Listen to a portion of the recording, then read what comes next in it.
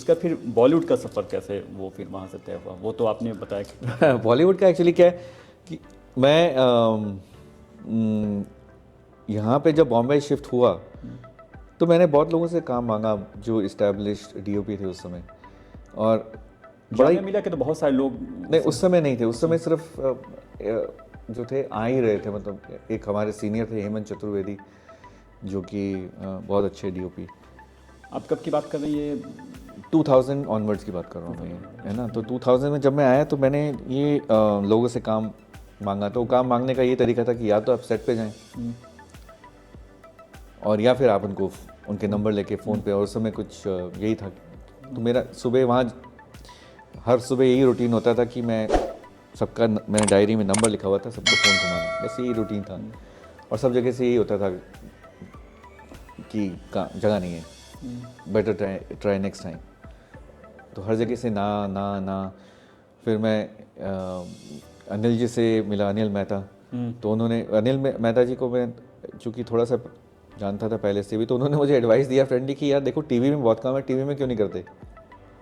तो मैंने कहा सर नहीं, उसके लिए तो मतलब ऐसा नहीं कि मेरे को टीवी से कोई एतराज़ है या ऐसा कुछ है, पर जिस लेवल का काम मैं, जिस लेवल की लाइटिंग सोफिस्टिकेशन मैं देख रहा था, मेरे को लगा कि मुझे फ़िलहाल तो नहीं करना चाहिए। एक चीज़ मैं और बताना भूल गया कि दिल्ली में जब मैं डॉक्यूमेंट्री कर रहा था तो उस समय मैं काफ़ी लोगों के ऐसे लोगों के टच में हैं जो बाद में बॉलीवुड में खुद बॉम्बे फिल्म इंडस्ट्री में खुद आए, जैसे सुजीत सरकार, प्रदीप दा के साथ काम करते थे वो। तो और तो वो लोग वहाँ पे एड शूट करते थे। अच्छा। और तो मैंने रिक्वेस्ट की उनके साथ कि आप जब भी प्लीज़ ऐड कर दो ना मुझे बुला लेना। तो वो धीरे धीरे क्या हुआ ना, मेरे लिए वो दुनिया खुलने लगी कि अच्छा ये ऐड कैसे शूट होता है, अच्छा ये लाइट्स कैसे यूज़ करते हैं, ये बड़ी लाइटें ये क्या, अच्छा ये क्यों लगाई है उसने। तो चूँकि मैं किसी डीओपी का असिस्टेंट नहीं था, लेकिन मैं एक ऐसी जगह पे बैठा हुआ था कि मैं इजीली वो ज्ञान अर्जित कर सकता था। मेरा वो एकलव्य वाला था। वो समझ, वो सेंस जो था, वो तो मैं समझ रहा हूँ कि ऑब्वियस कुछ सेंसिबिलिटी होगी आपकी, लेकिन वो समझ, क्योंकि अगर आप किसी के असिस्टेंट होते हैं तो आपको समझ में आता है कि अच्छा ये मेरा बॉस क्यों करवा रहा है, या कुछ बातचीत होती है, वो किसी को समझाओ तो आपको समझ में आता है। जब आप किसी को असिस्ट नहीं कर रहे होते हैं और तो वो कैसे वो चीज़ आती है, ये कि लाइटिंग क्यों लगा दिया इसके पीछे का नहीं, क्योंकि आप देख रहे हैं ना, देख आप अगर विजुअल पर्सन है, लाइट ऑन हुई, क्या उसका इम्पैक्ट पड़ा कहीं पे, क्या करने की कोशिश कर रहा है। अच्छा ये स्टूडियो के अंदर डे लाइट करने की कोशिश कर रहे हैं। अच्छा कोई एक बार तो मुझे याद है कि प्रदीप सरकार के लिए शूट कर रहे थे अनिल मेहता जी, और वो कुछ शादी का सीन था और उन्होंने पूरा लाइट कर दिया, वो कि बारात जा रही है, ऐसा कुछ सीन था वो। और वो जब लाइट हो गया तो उसके बाद में मैंने देखा कि वो डायरेक्टर और सुजीत दा और ये सब आपस में बात कर रहे हैं, फुसफुसाहट चल रही है। फिर थोड़ी देर बाद एक असिस्टेंट आया अनिल जी के पास और बोला कि सर वो ना थोड़ी सी गलती हो गई एक्चुअली। मतलब क्या कहते हैं ना, ये रात का सीन नहीं है, दिन का सीन है, और उन्होंने पूरी रात की लाइट की हुई है वहाँ पे। तो ऐसा भी होता था। तो वो हालांकि मुझे बहुत सीखने को मिला इससे कि उन्होंने पूरा चेंज करके फिर उसको डे लाइट कैसे किया, वो ये सब था।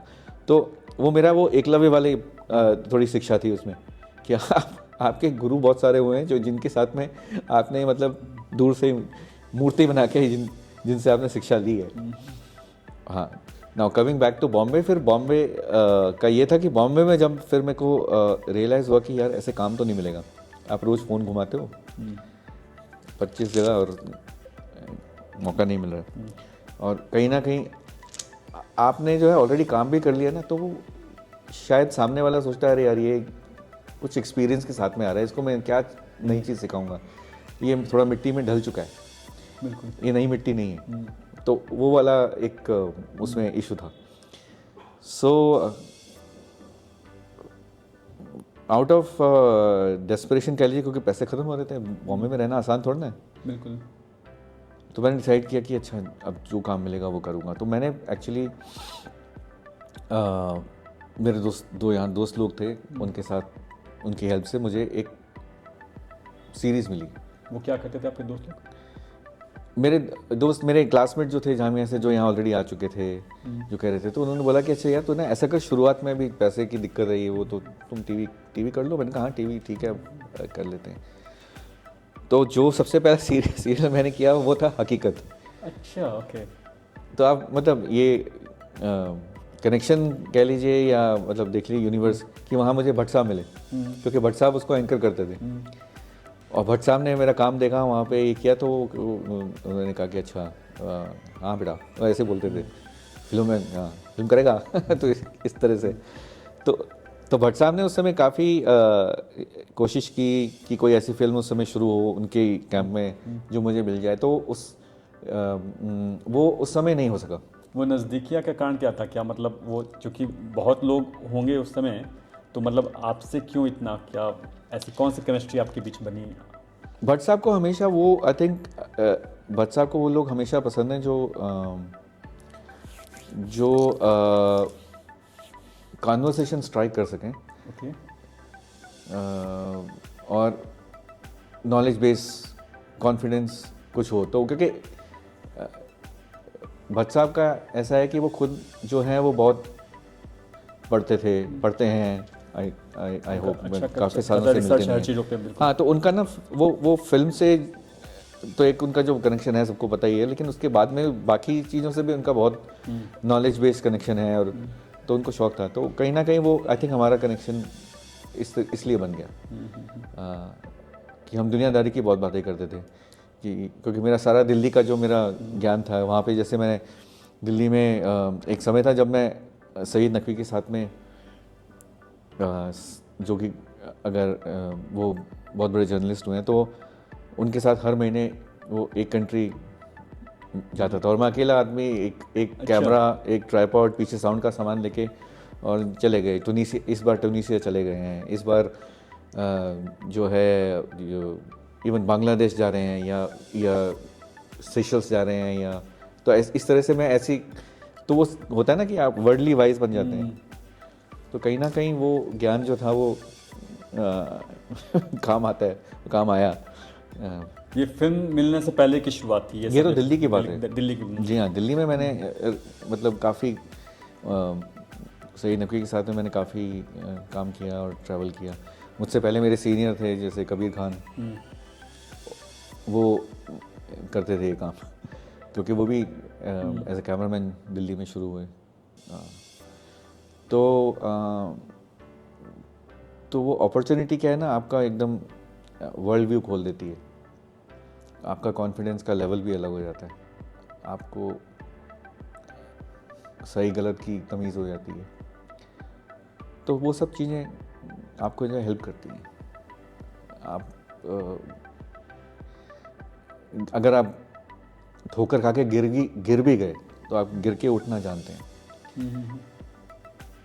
सो वो सब सीखा। तो बहरहाल तो भट्ट साहब के साथ में मेरी अच्छी खासी रेपो थी।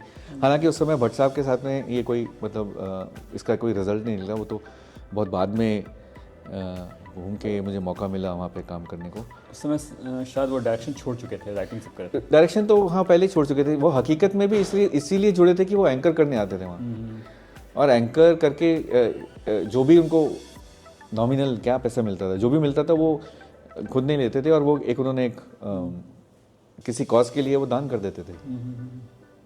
और पर उनका कमिटमेंट था, वो हर हफ्ते आते थे ये करने के लिए। तो वो दिन मेरे लिए बड़ा स्पेशल होता था जब वो आते थे कि आज भट्ट साहब से मुलाकात होगी। तो ये है। तो उसके बाद तो उनकी कोई फिल्म जो शुरू हुई उसमें मुझे मौका नहीं मिला। एक दिन मुझे यही फ़ोन आया रात को 2 बजे। तो मुझे अजीब सा लगा, मैंने कहा 2 बजे किसका फ़ोन है। एनीवेज मैंने उठाया तो पीछे वहाँ से आवाज़ आती कि हाँ अरे मैं एक फिल्म बना रहा हूँ।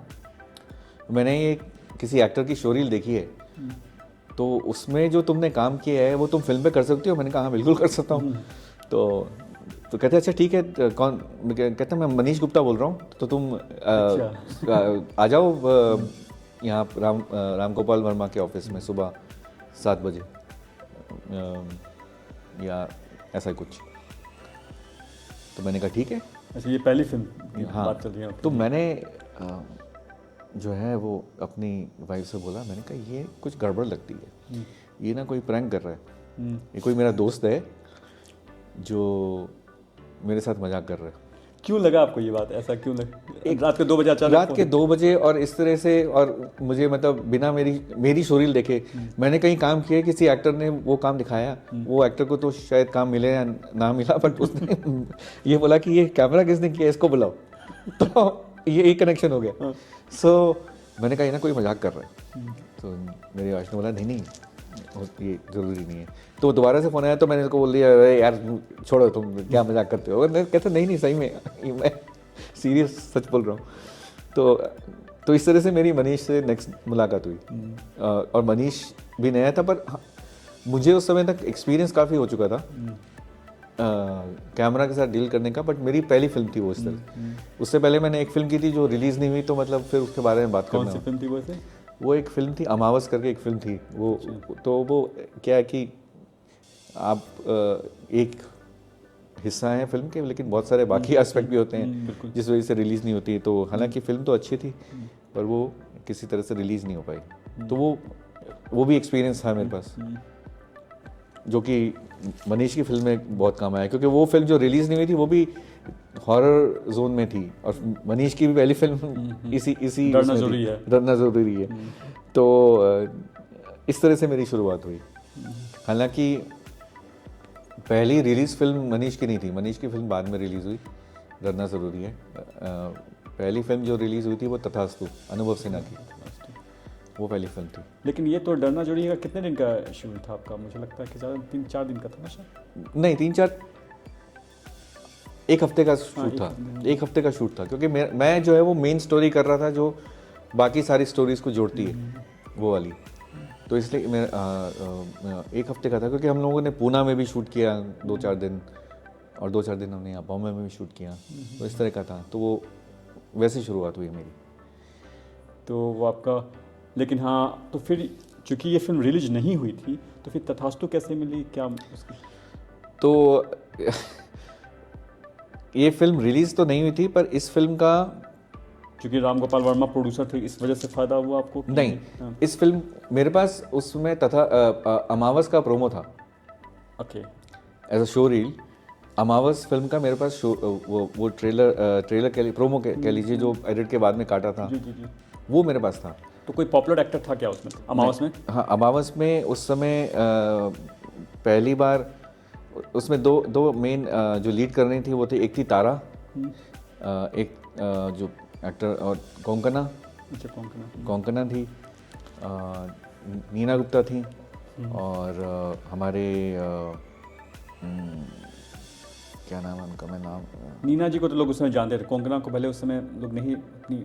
हाँ, कोंकणा की एक फिल्म आई थिंक आ चुकी थी, मुझे ठीक से याद नहीं है कि अब 2000, और महेश मांजरेकर थे उसमें। उनको महेश जी को हाँ, तो ये थे। तो ये फिल्म के साथ में हमने जो है 30 दिन वहाँ दिल्ली में शूट किया था। तो उस फिल्म का मेरे पास प्रोमो था। तो मैंने सुजीत से मेरी बात रहती थी, सुजीत सरकार जी। तो उन्होंने एक दिन मुझे फ़ोन किया, बोला तुम ना अनुभव से मिल लो, अनुभव सिन्हा, वो कोई ढूंढ रहे हैं डीओपी नया। मैंने उनको फ़ोन किया, उस समय वो शायद अलीबाग में कहीं शूट कर रहे थे। उस समय 10 की शूटिंग चल रही थी उनकी, ख़त्म ही हो रही थी। उन्होंने कहा 2 दिन बाद आके मिलना। तो मैं मिला और मैंने ये प्रोमो दिखाया। तो उनको लगा कि हाँ, मैं ये उनकी अगली फिल्म कर सकता हूँ। तो इस तरह से मुझे तथास्तु मिली।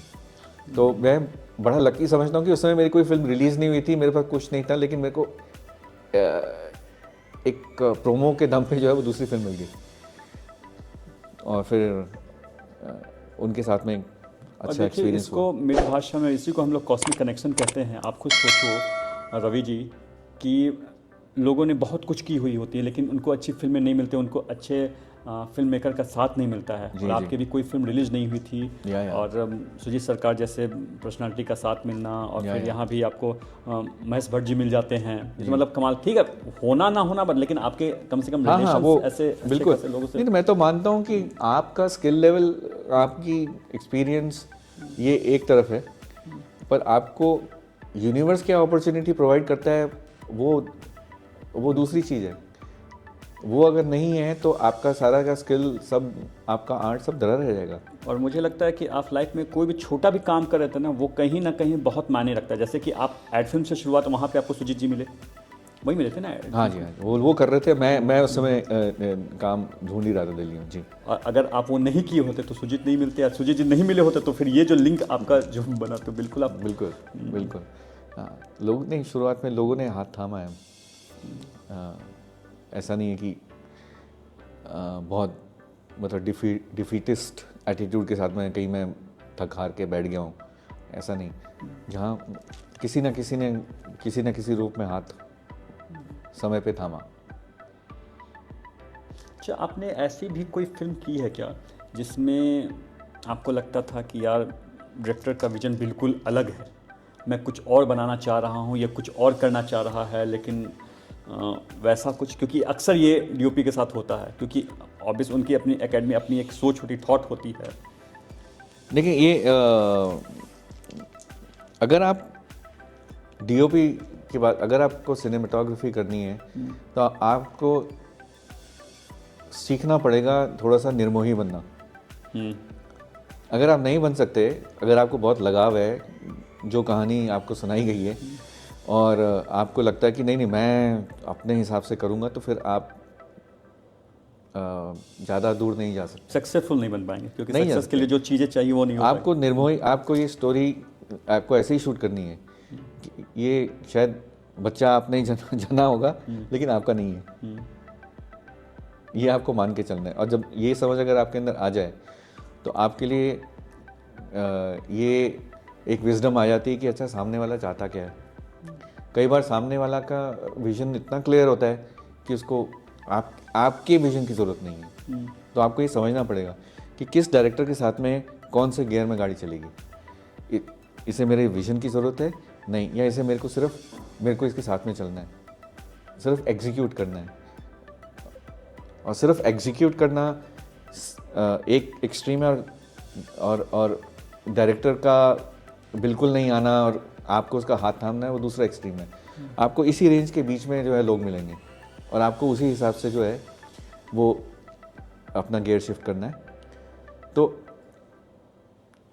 सिनेमाटोग्राफी जो है वो वो एक आपका एक स्किल लेवल ही नहीं है, वो आपकी पब्लिक डीलिंग कैसी है, आपका लोगों के साथ में कितनी अंडरस्टैंडिंग है, कैसी सोच है, आप उसके साथ में चल सकते हैं मिलके टीम के साथ में, ये सब भी है। बहुत अच्छे डीओपी हो सकते हैं लेकिन अगर आप अच्छे टीम वर्कर नहीं है तो नहीं चलेंगे, आप बैठ जाएंगे आप। तो वही सवाल, तो क्या ऐसा हादसा कभी आपके साथ ऐसा हुआ? हाँ, तो अरे समय समय पे ऐसे चीज़ें सीखी कि अच्छा आप कि एक तो क्या है ना कि मैं चूँकि दिल्ली से मैं थोड़ा एक्सपीरियंस लेके आया था काम का, तो मुझे इस चीज़ की समझ थी थोड़ी कि ये आप एक एज अ डीओपी आप सजेशन दे सकते हैं।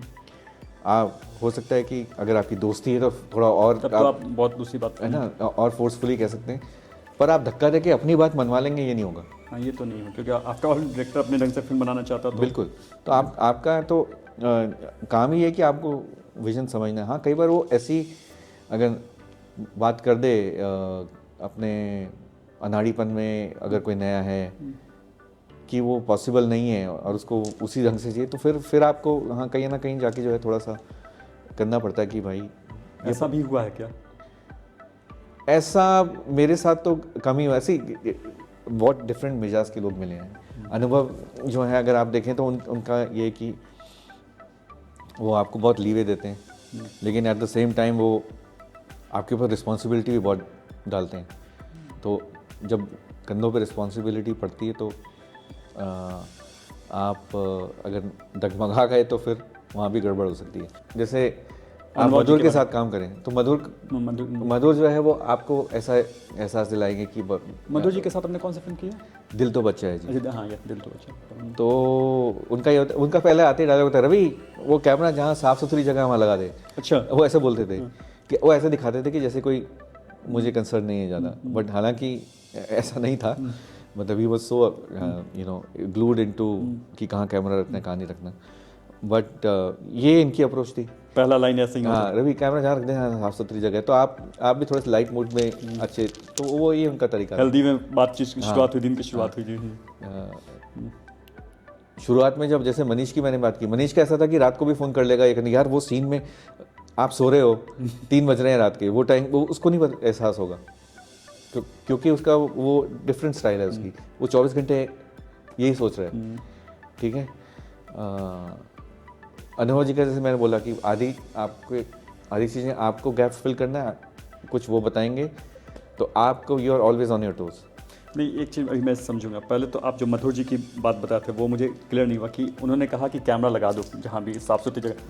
नेक्स्ट क्या मतलब उनका स्टाइल, तो उनका क्या था, वो नेक्स्ट कहेंगे साफ सुथरी जगह में लगा लो, तो आप थोड़ा सोचते हो ये मजाक कर रहे हैं, क्या कर रहे हैं। इतनी देर में वो अपना पहला सीन जो है ना, वो असिस्टेंट के साथ में वो वर्कआउट कर ले रहे थे, फिर वो आ जाते थे, हाँ अच्छा तो क्या कर रहे हैं, तो मतलब उनका फिर अगर कैमरा शिफ्ट करना है तो धीरे से बोलते हैं, अच्छा तो वहाँ लगा लें क्या, वहाँ कैसे कर लें क्या। तो ऐसा नहीं है कि मतलब वो उनको आइडिया नहीं है या कुछ नहीं है, पर एक तरह का ना एक कई लोगों का होता है ये स्टाइल की वो सबको ईज पे रखते हैं। क्या ऐसा भी होता है क्या कि जैसे कि टाइमिंग है इतने बजे हमको मतलब रोल होना, इतने बजे हम लोग शूट शुरू करना है, तो चलो भाई कम से कम हमारा अगर प्रिपरेशन नहीं है तो हम लगवा दी भाई, शुरू देखिए भाई हमारा डीओपी काम शुरू हो गया है और हम तब तक सीन समझ रहे हैं। ऐसा भी मुझे लगता है कि शायद ये भी तरीका होता है क्या? हाँ होता है, बट ये बड़े इसी अगर आप फीचर फिल्म लेवल पे आ जाते हैं ना जब, और थोड़ी सीरियस फिल्म आ जाती हैं, तो फिर वो इसके चांसेस बहुत कम होते हैं। इतना पैसा लगा होता है, स्टेक पे सब कुछ होता है, तो रेकी से लेके जो है फिर वो पूरी जो है उसके बाद की जो मीटिंग्स होती हैं उसमें किस तरह से एग्जीक्यूट करना, क्या लोग चाहिए, किसके लिए रेफरेंस चाहिए, वो तो वो सब पहले ही वर्कआउट हो जाता है। और आजकल तो ज़्यादा है कि ज़्यादा गुंजाइश कम रहती है इन चीज़ों की, कि सेट पे आके आदमी ये सोचे कि लुक क्या रहेगी, क्या करना क्या है, ये अब बहुत कम होता है। ज़्यादातर लोग बहुत प्रोफेशनली स्टोरी बोर्ड पहले से, स्टोरी बोर्डिंग का भी ज़माना है, तो अच्छी बात है। मनीष जी भी तो स्टोरी बोर्ड पे काम करके ही बोल पाते थे, तो मनीष का भी वही था। मनीष का नहीं, जैसे मैंने कहा मनीष बहुत मेहनती डायरेक्टर है, और उसका मुझे लगता है वो 24 घंटे फिल्म ही जीता, सो जुनूनी है वो। तो अनुभव जी के बारे में बताया तो फिर अनुभव जी का क्या स्टाइल है? अनुभव जी का ये कि अनुभव जी को एक तो he is always doing something new, उनको कुछ नया विजुअल लैंग्वेज चाहिए, कुछ नया जो हो। दूसरा ये कि उनको वैसा डीओपी चाहिए जो उनके साथ में क्विक चले, ज़्यादा डिले नहीं। अच्छा। हाँ वैसा नहीं चाहिए उनको। तो जैसे कि कैश की फिल्म थॉट प्रोसेस एकदम उनका, थॉट प्रोसेस भी और इवन एग्जीक्यूशन में भी, जैसे वो मुझे लगा था कि कैश बहुत बड़ी फिल्म है, तो जब हम साउथ अफ्रीका में गए तो पहले 2 दिन मैं बड़ा जमा टिका के लाइट करके कर रहा था, बट उसकी वजह से टाइम ज़्यादा लग रहा था। तो मुझे आके बोला भाई ये नहीं चलेगा, इतना टाइम मैं नहीं दे सकता तेरे को, तू कुछ कर। तो उसके बाद मैंने गेयर शिफ्ट किया, मैंने कहा अच्छा ये अप्रोच ये नहीं चलेगी, तो और उसके बाद में हमने स्मूथली काम किया, और बहुत कुछ सीखने को मिला। अनुभव is very quick on his feet, सोचते बहुत अच्छा है वो, तो उनका सीन को कैसे टैकल करना है उसका एक जो प्रोसेस है वो काफ़ी इंटरेस्टिंग है। सुजीत जी के साथ भी कोई फिल्म की क्या? सुजीत के साथ मैं फिल्म नहीं कर सका, उनके साथ में सिर्फ एक ऐड किया था मैंने, फिल्म नहीं की उनके साथ में। तो उनके अप्रोच में क्या कहेंगे, उनके बारे में क्या कहेंगे? सुजीत वो तो स्टोरी बोर्डिंग, वो तो ऐड बैकग्राउंड से आते हैं, उनका तो बहुत प्रिसाइज रहता है, बहुत प्रिसाइज रहता है, कौन सा कैसी लुक चाहिए क्या है वो। और उनके साथ में उनको शायद जहाँ तक मुझे लगता है, मैंने तो एक ऐड ही किया था, तो वो समझने की ज़रूरत है कि कुछ चीज़ें जैसे बड़ी पर्सनल रखते हैं, जैसे वो कलर करेक्शन पे खुद ही बैठते हैं। वो मुझे पहले बोल गया था कि कलर करेक्शन पे तो मैं खुद ही बैठता हूँ, कम से कम ऐड में। तो बहुत सारी चीज़ें हैं जो स्किल चीज़ें जो वो करते हैं, और उनका अपना विजन है, ये है। बाकी कैसे फिल्में करें वो तो जग को पता है। कमाल के हैं। बिल्कुल, नो डाउट। फिर से हम पास्ट में आपके जाएंगे। मुझे रवि जी ये बताइए कि जब आप यहाँ पे आए थे मुंबई में, आपका पहला घर जहाँ वो स्ट्रगल का समय, वो घर कैसा था, वो लोग कैसे थे, वो समय कैसा था? देखिए जब मैं यहाँ आया तो चूँकि मैंने जैसे आपको बताया मैं दिल्ली में काम करके आया था, तो मैंने तो ऐसा मैं ये कहूँ कि मैं आया था और मेरे पास कुछ खाने के लिए पैसे नहीं थे और ऐसा मेरा कुछ नहीं, तो स्ट्रगल आप नहीं जॉब था। किए तो ऑब्वियस पैसे। जी हाँ, जी हाँ। तो मैंने कुछ पैसे तो इकट्ठे कर रखे थे, तो मैंने आते ही शुरुआत में यहाँ लोखंड वाला में जो है घर लिया, फ्लैट लिया था। छोटा फ्लैट था, वो बड़ा नहीं था। तो तो पर उसके बाद में यही है कि चूँकि मैं टीवी में काम करने लगा तो मेरे को कोई इतनी कभी दिक्कत नहीं हुई पैसे की, या कि कल का खाना कहाँ से आएगा, या मैं ट्रैवल कैसे करूँ। नहीं, मैं उस समय की बात कर रहा हूँ जब आपने बोला कि आपने अपने दोस्तों से जब आप कहते कि यार मुझे कहीं काम वो है, तो उस समय तो किसी के साथ आप शेयर में रहे होंगे। हाँ, उस समय उस समय मैं जो है अपनी वाइफ के साथ में रहता wife था। के साथ आए? मैं नहीं, उस समय मेरी शादी नहीं हुई थी, मैं लिव इन रिलेशन में था। ओके। तो हुआ ये था कि एक्चुअली मैं दिल्ली में जब रह रहा था, मैंने यहाँ पे मैं 2 बार आया भी था, अटेम्प्ट मारे मैंने आने के, पर मैं बॉम्बे में सेटल नहीं हो पाया। मैं 10 दिन में कभी वापस चला गया, कभी मैं 1 महीने वापस चला गया। मुझे लगा ये सिटी मेरे लिए है नहीं। काम नहीं मिल रहा था इस वजह से, या फिर क्या? नहीं, बस ये सिटी ही नहीं समझ में आ रही थी। अगर आप दिल्ली में ओपन स्पेसेस में रहते हो, बड़े बड़े मकान हैं, तो यहाँ के सब कुछ जो है ना, इतनी लोग और इतने आपको टाइम लगता है एडजस्ट होने में।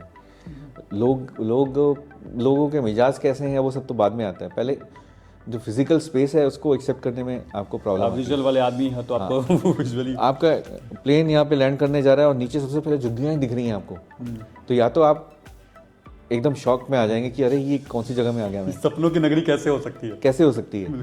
क्योंकि मैं दिल्ली में जहाँ रहता था, जिस इलाके में, वहाँ मेरे घर के पीछे इतना बड़ा पार्क था जिसमें डियर थे। कहाँ आप दिल्ली में कहाँ पे रहते? सो दिल्ली में मैं न्यू फ्रेंड्स कॉलोनी में कालिंदी कुंज एक जगह है, वहाँ पे रहता है। तो वहाँ पीछे मोर ये सब दिखते थे, और यहाँ पे आते ही सबसे पहले लैंड किया तो नीचे झुग्गी झोपड़ियाँ। तो मैंने कहा ये क्या हुआ, तो 2 बार तो आके मैं वापस चला गया। फिर मैं अपने जब जैसे कहते हैं, मैं अपनी लाइफ पार्टनर उस समय तो पहली बार मिला, तो उसने मुझे कॉन्फिडेंस दिया कि चल मैं हूँ, तू आ, मैं घर ढूंढ के रखूँगी। अच्छा, वो मुंबई से ही? वो मुंबई से हैं। मुझे ये भी जानना है कि इस पे मैं आता कि कैसे आपकी मुलाकात हुई, वो आपकी लव स्टोरी के बारे में थोड़ा सा मुझे। तो ये ऐसा हुआ कि मैं यहाँ पे उस समय सिर्फ मुझे एक लाइटिंग जॉब मिली थी कि मैं यहाँ आता था महीने में। कौन सा प्रोजेक्ट था वो जिसमें? 4-5 दिन के लिए एक प्रोजेक्ट था। अनु मल्होत्रा गुड मॉर्निंग इंडिया कर रही थी वो। जी पे आता था, जिसमें रोशन अब्बास और ये एंकर थे। तो वो उसको लाइट करने का जो है काम मुझे मिल रहा था। तो मैं वहाँ से फ्लाइट पकड़ के यहाँ आता था और 5 दिन का शूट होता था, अच्छे पैसे मिलते थे, वापस दिल्ली चला जाता था। दिल्ली के हिसाब से बड़े अच्छे पैसे थे, मतलब मेरा तो महीना निकल जाता था उसमें ऐसे। तो वहाँ पे सेट पे जो है वो मेरी शुरू से ही जो है थोड़ा सा आधा घंटा पहले आने की आदत थी। तो मैं आ गया और वहाँ पे मैंने जो है, मुझे पहली बार जो है मेरी वाइफ से मेरी मुलाकात हुई। क्या नाम है उनका? शाबिया। तो वो क्या करती थी उस समय? वो जो थी वो क्रिएटिव असिस्टेंट, क्रिएटिव प्रोड्यूसर थी। तो उनसे वहाँ मुलाकात हुई और फिर उसके बाद में आगे हमारा जैसे प्यार बढ़ता गया। फिर वो कुछ असाइनमेंट में वो दिल्ली आ गई और दिल्ली पे आई तो करीबन 1 साल रही, तो हमारा दोस्ताना और बढ़ा। तो तब उस दौरान जो है मैंने उसके साथ में शेयर किया कि यार ये बॉम्बे आके यार मुझसे हो नहीं पा रहा है रहना। तो उसने कहा कि ठीक है, मैं एक काम करती हूँ, मैं वहाँ पे मकान ढूंढ के रखती हूँ कि flat, why don't you come there. तो उसका वो बहुत बड़ा सपोर्ट रहा मुझे एक्चुअली। नहीं तो मैं दोबारा से 10 दिन में भाग जाने वाला था। तो क्योंकि बॉम्बे का जो आदत है ना, वो आपको धीरे धीरे आती है, एकदम से तो नहीं आती। आप कहीं दूसरे इलाके से, अनजान इलाके से, तो उसमें उस जर्नी में उसका वो बहुत बड़ा साथ रहा। यहाँ फिर से हम कॉस्मिक कनेक्शन के बारे में समझेंगे कि साबिया जी से जब आपकी मुलाकात हुई और वो क्या चीज़ थी जिससे आपको या उन्हें प्यार हुआ, वो क्या मोमेंट थे, वो क्या चीज़ें ऐसी थी जो आपको लगा यार यही मेरी ज़िंदगी, मतलब पूरी ज़िंदगी भर इसके साथ रहना चाहिए। वो क्या वो आपके अंदर चला, ऐसा क्या था? हालांकि वो कनेक्शन उस समय मेरे को समझ नहीं आया था। तो मुझे तो यही लग रहा था कि नहीं चलो कोई बात नहीं, ये जो मुझे बुला रही हैं वहाँ पे, हालांकि शाबिया उस समय तक डिसाइड कर चुकी थी कि शायद कहीं ना कहीं वो मान चुकी थी कि हाँ यही इन्हीं के साथ फ्यूचर में अब जीवन बिताना है। और ये किस साल की बात है? 2000? हाँ, ये 2000 से 2001 से लगा लीजिए। 3-4 तक। हाँ जी। सो एक दिन हुआ ये कि अचानक से जो है बिना बताए मेरी सिस्टर आ गई। तो मैंने कहा अब तो इसको कुछ एक्सप्लेन करने का भी नहीं बनता है, सारे पत्ते ताश की तरह खुले हुए हैं, क्या ही बोलेंगे आप। खैर वो भी समझ गई, पर उसने कुछ रिएक्ट नहीं किया। बट हाँ, उससे जाके घर में फिर बता दिया कि ये वहाँ पे क्या चल रहा है सीन। तो और तब तक हमारा जो है वो जिसे कहते हैं। आपसे छोटी बहन थी या बड़ी बहन थी? मेरे से बड़ी बहन है। तो आपको डांट टोट मतलब बहुत एकदम चुपचाप एकदम? हाँ, चुपचाप कुछ नहीं बोली वो, समझदार नहीं। हाँ, वो बस उसने जाके पेरेंट्स को बता दिया, माता पिता को, कि देखिए वहाँ पे बॉम्बे में ये चल रहा है। तो वो और तब तक हमारा प्यार परवान हो चुका था। तो शादी करने में मतलब कोई ऐसा चैलेंज आया नहीं कि एक होता है ना कि मनाना पड़ेगा, ये करना पड़ेगा। उनके पेरेंट्स भी मान गए थे? मान गए थे, वो भी मान गए थे। तो काफ़ी खुले विचार के मतलब वो थे, तो कोई ऐसी दिक्कत नहीं है। फिर हमने शादी की, तो फिर हमने शादी भी इस तरीके से की कि कम से कम हमारे जो लैंडलॉर्ड हैं उनको पता ना चले। क्यों? लैंडलॉर्ड को क्यों नहीं पता चला? क्योंकि भाई फ्लैट मिलता ही इस शर्त पे था कि आप अच्छा, हाँ, मैरिड होने चाहिए। हाँ, मैरिड होने चाहिए। तो फिर से दोबारा क्यों शादी कर रहे हैं? तो वो तो शादी करके अब इस बार निकाल दिया जाता कि चूंकि शादी की हम निकलो। तो इस बार उल्टा किया। तो हम लोगों ने शादी करने के बाद में रात को जो शादी तो उसी घर में की आपने? नहीं, हाँ। हम लोग ने शादी यहाँ नहीं की। शादी हमने ये जुहू में क्या होटल है जो ऐसे नहीं वो नोएटोल इस तरफ आइए आप, जहाँ पे जुहू चौपाटी है उसके बगल में जो होटल है रामाडा। ऐसे रामाडा, हाँ। शादी रामाडा में हुई। हाँ। और फिर जब सुबह हम वहाँ से आए तो मतलब पूरा पगड़ी वगड़ी सब ये सब मिटा के छुपा के ऐसे आए कि काम से वापस आ रहे हैं दोनों जने। और आने के बाद में वो मेरे पास जैन गाड़ी थी, उसी में सेहरा वहरा सब उसी में छुपा के रखा। ये कंप्लीट फिल्मी सीन है कि मतलब हाँ, ये भी शादी की आप ऐसे। और फिर हम लोग ऐसे ऊपर आए कि जैसे मतलब काम से आए हैं, तो मतलब डू नॉट डिस्टर्ब वाला चेहरे पे एटीट्यूड वो था। और ये सब सहरा, और फिर जो मालाएं वालें होती हैं ये दूसरे दिन रात को फिर गाड़ी में से निकाल के मतलब चुपके से जाके कहीं पेड़ पे जाके लटकाई कि मतलब किसी को दिख ना जाए कि अच्छा वो कह गई यार तुम मालाएं लेके क्या कर रहे हो ये तो। और वो भी इतनी मोटी मोटी, ये तो कोई है नहीं कि मतलब तो क्या मकान मालिक क्या आसपास ही रहता था क्या? बगल के मकान में। अच्छा, बगल के मकान में। तो इस तरह से हमने शादी की, ये कि बाकी सबको तो दुनिया जहान को पता था, पर मकान मालिक को पता ना लगे। तो एक जो शादी करेगा तो उस समय तो पेरेंट्स तो आए होंगे ना, सारे लोग आए होंगे? सब रमाडा, किसी को बोल दिया था खबरदार कोई यहाँ नहीं आएगा। सो और फिर एक बार शादी हो गई और सब ये फैंसी ड्रेस भी नॉर्मल परफॉर्म हो गया, तो उसके बाद में ठीक था। तो इस तरह से तो फिल्मी तरीके से शादी हुई एक्चुअली। अभी आपकी शादी कितने साल हो गए अभी? देखिए 2005 में हमारी शादी हुई थी। तो अब आप लगा लीजिए ऑलमोस्ट 19 साल हो गए। हाँ, 19 साल। सो आई हैव बीन लकी। और अभी भी वो क्रिएटिव प्रोफेशन में है या फिर अभी जस्ट? मेरी वाइफ एक्चुअली प्रोड्यूसर भी हैं और वो राइटर भी हैं। अच्छा। तो वो टीवी में फ़िलहाल लिखती हैं, 3 सीरीज़ लिख रही हैं। पुष्पा इम्पॉसिबल उसमें से एक है, और एक उन्होंने एक फिल्म भी जो है वो as a producer and as a writer की है, बदनाम गली।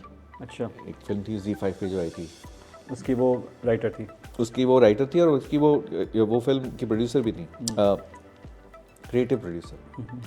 और तो वो और उस फिल्म को जो है वो टीक अवार्ड, तो वो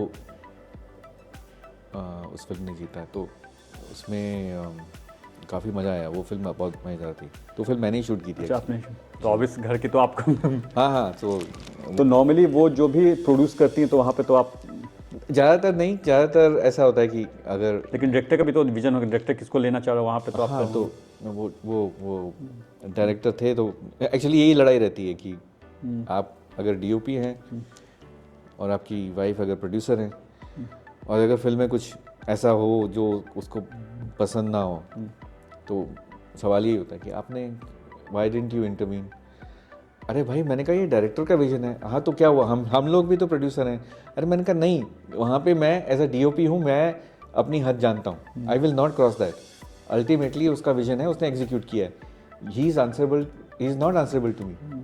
तो वो नहीं बिल्कुल, और ये तो सिनेटिक कल्चर है कि जो आप मतलब डायरेक्टर के विजन से फिल्म बना रहे हैं तो आप बिल्कुल वो एक अलग चीज़ हो गई। बिल्कुल, जैसे आपने थोड़ी देर पहले पूछा था, तो वो मेरे अब आदत में आ चुका है कि एक लिमिट के बाद में फिर मैं, वो उसका विजन है भाई। नहीं सही भी है जो आप ये कह रहे हैं ना, क्योंकि प्रोड्यूसर एक अलग चीज़ है। हाँ या तो फिर आप कहो कि नहीं मैं फुल फ्लेज प्रोड्यूसर ही हूँ, वो अलग चीज़ है, लेकिन आप एज ए प्रोड्यूसर तो काम वहाँ पे कर नहीं रहे। नहीं, मैं तो as a purely as a, मैं तो बोल भी दिया था कि हालांकि वो लाइनें ब्लर हो जाती हैं क्योंकि मेरी बीवी प्रोड्यूसर भाई, मैं तो नहीं, क्रू से तो नहीं, पर बीवी से ये लाइनें ब्लर हो जाती हैं कि तुमने क्यों नहीं बोला। अरे मैं कैसे बोलूँ भाई। अच्छा, तो जब एक घर में जब दो क्रिएटिव लोग रहते हैं जी मतलब वो भी हस्बैंड वाइफ हैं, जी और कहा जाता है कि मतलब आफ्टर ऑल जो है हस्बैंड वाइफ की बात मानता ही है, हाँ। तो कैसे वो जब क्रिएटिव जब डिफरेंसेस होते हैं तो कैसे आप टैकल करते हैं, कैसे क्या वो चीज़ें? एक तो हमने बहुत पहले लाइफ में ये डिसाइड कर लिया था कि एक साथ क्रिएटिवली काम नहीं करेंगे, क्योंकि जो उस समय जो फिर वो पटाखे फूटते हैं ना, वो बहुत वो होता जैसे है। एग्जांपल आपने दे ही दिया। हाँ वो दे दिया। तो ये तो मैंने एक फिल्म ये बहुत बाद में की, जो की थी बदनाम गली, तो मैंने बहुत बाद में शुरुआत की स्टेज में, जब मैं इवन टीवी कर रहा था, तो एक सीरीज़ थी सिद्धांत करके, जिसमें कि मुझे खैर रापा अवार्ड भी मिला था उसके लिए। तो और उसकी वो क्रिएटिव प्रोड्यूसर थी, तो उसमें हमारे झगड़े होते थे। तो फिर वो तभी समझ में आ गया कि ये और टेलीविजन में तो क्रिएटिव प्रोड्यूसर होना वो तो अपनी बिल्कुल चलाते लोग हैं उनका। हाँ तो वो था। तो मुझे समझ में आ गया, तो हमने डिसाइड किया कि देख जो भी है ना, ये एक साथ नहीं काम करेंगे, कम से कम ये कैपेसिटी भी नहीं करेंगे, क्योंकि ये फैमिली में पर्सनल प्रॉब्लम होने लगी। हाँ। और कब आप प्रोफेशनल बात करते करते कब एक दूसरी गली में घुस जाओ, वो बड़ा मुश्किल होता है संभालना। इस तरह से हम लोग जो है निभा रहे हैं और निभाते हैं। नहीं बिल्कुल, ये बहुत मतलब रियलिस्टिक बात है कि ये प्रॉब्लम होती है, क्योंकि एक होता है ना कि वो काम का प्रेशर अलग होता है, आपको अपने आप को साबित करना होता है, और सामने अगर मेरा हस्बैंड है या वाइफ है, हम कैसे अब उसको स्टेबल, आप क्या बोलोगे, बिल्कुल क्या नहीं बिल्कुल, बोलोगे, तो वो दिक्कत आती है। बिल्कुल वो चीज़ें हैं जी। सो हाँ, तो ठीक है, वो अपने स्फेयर में खुश हैं, मैं अपने स्फेयर में, काम के मामले में ऐसा है हमारा। She is a very good writer, और SW अवार्ड पिछले 2 साल से वो लगातार जीत भी रही थी। अच्छा so she is doing well. अच्छा, आपने मोहित सूरी जी के साथ भी काम किया है? जी, मोहित के साथ भी मैंने काम किया। मैंने उसके साथ में 3 फिल्में की। हाँ, राज 2, मर्डर 2 और क्रुक, 3 फिल्में मेरी हुई हैं। सो इनके साथ कैसे आप कैसे उनको एज एन डायरेक्टर आप कैसे देखते हैं, किस तरह के उनका मिजाज क्या है, वो किस तरह के? काम की उनको भी अच्छी खासी भूख है, और सोचते बहुत हैं, कई बार ओवर थिंकिंग भी करते हैं। अच्छा। कई बार आपको सोचना पड़ता है ये क्या चल रहा है इस आदमी के दिमाग में, क्योंकि आधी बात पता चलती है, आधी बात नहीं पता चलती आपको। कैसा तो कोई ऐसा इंसिडेंट जो ऐसा कुछ आपको लगता है ये क्या? ये मेरे और उनके जो एडी था उनके बीच में ये जोक था कि वो कि हम दोनों कई बार जब पहली फिल्म की थी, तो हम दोनों को समझ में नहीं आता था कि मोहित चाहता क्या है। वो बोल जाते थे, आधी बात बोल जाते थे, तो मैं असिस्टेंट की तरफ देखता था, मैंने कहा ये क्या बोला। एग्जाम्पल कुछ ऐसा कुछ नहीं, जैसे कुछ सिचुएशन को लेके, इवन एज सिंपल एज कि ये सीन ये वहाँ से शुरू नहीं होगा, ये ऐसे करते हैं, तो जो कोरियोग्राफी है कैमरा की वो कैसे होगी, तो वो कई बार इतनी कॉम्प्लिकेटेड बात बोल जाते थे कि मैं फिर असिस्टेंट को देखता था ये क्या बोला, और असिस्टेंट ही मेरे को ऐसे देख रहा होता था कि भाई मुझे नहीं समझ में आया क्या बोला। तो हमारे बीच में एक कॉमन जोक था कि भाई तू ये पूरी खिल के बात किया कर, क्योंकि वो कहीं वो उसको ये नहीं रियलाइज़ होता कि मैं जो बात शुरू कर रहा हूँ उसका मुझे शुरुआत में एक इंट्रोडक्शन, एक रेफरेंस देना पड़ेगा। मतलब बीच में से शुरू होते हैं और हम दोनों ये क्या बोल रहे हैं। तो ये बहुत हो जाता था।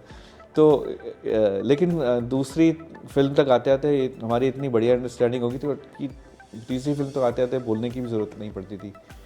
एक होता है ना, एक दूसरे की लैंग्वेज समझ में आती है, तो वो था। सो जो तीसरी फिल्म आई थिंक हमारी मर्डर 2 थी। इनफैक्ट मर्डर 2 के बारे में आपको ये भी बताऊंगा कि That was the first film which was shot on, first Hindi film to be shot and released on Alexa.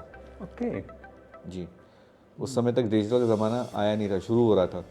और मुकेश जी ने मुझे बोला कि ये फिल्म में बजट का बड़ा इशू है, क्या करें। तो मैंने बोला ठीक है, आप फिल्म, बजट का इशू मतलब किस सेंस में? मतलब उन्होंने बोला कि कम बजट में फिल्म बनानी है। ओके तो मैंने कहा ठीक है, फिर एक काम करते हैं कि हम let's just do away with the film. हम लोग फिल्म फुटेज ही यूज़ नहीं करेंगे, हम लोग डिजिटल। जैकलीन इमरान वाली, जैकलीन और इमरान, लगना। जी जी जी जी। तो वो इस तरीके से हम लोगों ने फिर वो प्रशांत नारायण भी था ना, प्रशांत नारायण, उसको डिजिटली शूट किया। और उस समय रॉ फॉर्मेट नहीं था उस कैमरा में, वो फिल्म प्रोरेस शूट हुई है पूरी। पर अगर आप पर्दे पे देखें तो लगता नहीं है कि प्रोरेस शूट हुई है। और तो वो पहली डिजिटल फिल्म थी हमारी, और मुझे तो बहुत मज़ा आया। हालांकि उससे पहले मैं एक और डिजिटल फिल्म भी कर चुका था, accident on hill road, Mahesh Nair ji की महेश नायर की फिल्म। वो दूसरा कैमरा था, वो चेन्नई से मंगा के वो हमने डिजिटली शूट की थी। तो वो भी काफ़ी एक्सपीरियंस अच्छा रहा। तो मेरा बेसिकली कोई ऐसा ब्लॉक नहीं था कि नहीं मैंने सारी फिल्में जो है सेलुलाइट पे शूट की हैं, तो मैं डिजिटल पे कैसे करूं। In fact I had a very Mahesh ji के बारे में आपकी क्या राय है? कैसे आप उनको किस डायरेक्टर आप कहते हैं? महेश जी, महेश अगेन एक तो क्या है कि महेश का जर्नलिस्टिक बैकग्राउंड है, तो उनकी अप्रोच भी फिल्म को लेके जो है रियलिस्टिक रही है हमेशा। इजी गोइंग इंसान है, ज़्यादा एग्रेसिव नज़र नहीं आते, पर इसका क्योंकि वो फिल्म बहुत अच्छी थी। वो उस समय कोई एक बड़ी फिल्म रिलीज हुई थी, इस वजह से नहीं चली, एक्सीडेंट ऑन हिल जो है। Accident on hill road, Farooq Sheikh उसमें थे और सेलिना जेटली।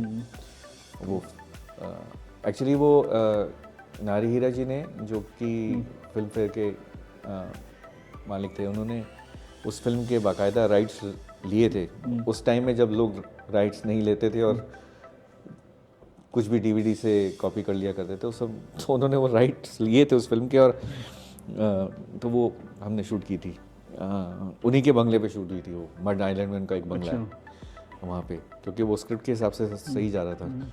तो बहुत मज़ा आया उसमें, अच्छी लुक थी एक, तो हमने एक्सपेरिमेंट भी किए काफ़ी।